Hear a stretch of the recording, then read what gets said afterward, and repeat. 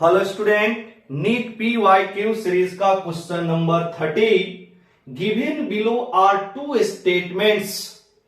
पहला स्टेटमेंट है atoms are electrically neutral as they contain equal number of positive and negative charges.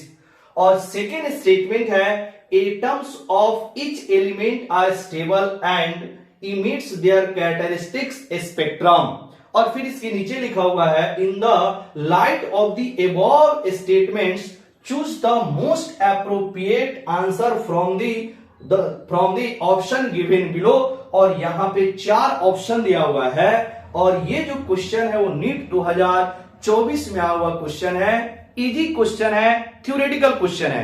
तो आइए हम लोग स्टेटमेंट 1 और स्टेटमेंट 2 के बारे में सोचते हैं कि कौन सा स्टेटमेंट गलत है और कौन सा स्टेटमेंट सही है। अब देखना, पहला स्टेटमेंट लिखा हुआ है atoms are electrically neutral as they contain equal number of positive and negative charges. तो ये बात 100% ट्रू है, क्योंकि एटम जो होता है वो न्यूट्रल इसलिए होता है क्योंकि उसमें जो नंबर ऑफ पॉजिटिव चार्जेस जो होते हैं वो नंबर ऑफ नेगेटिव चार्जेस के इक्वल होते हैं। मतलब हम बोल सकते हैं कि जो स्टेटमेंट 1 है वह आपका करेक्ट है। आते हैं हम लोग सेकेंड स्टेटमेंट पे।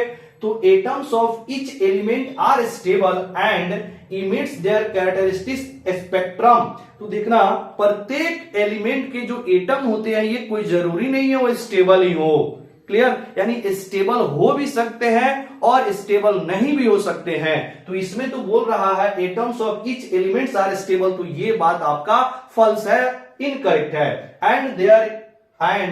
And emits their characteristic spectrum. तो देखिए, कैरेक्टरिस्टिक स्पेक्ट्रम तो इमिट करता है, लेकिन ईच एलिमेंट के जो एटम्स होते हैं वह स्टेबल होना जरूरी नहीं है। मतलब स्टेबल हो भी सकते हैं और स्टेबल नहीं भी हो सकते हैं। क्लियर? यानी कि जो आपका सेकेंड स्टेटमेंट है वह आपका इनकरेक्ट है। यानी कि statement 1 is correct but statement second is incorrect. तो कौन सा ऑप्शन होगा?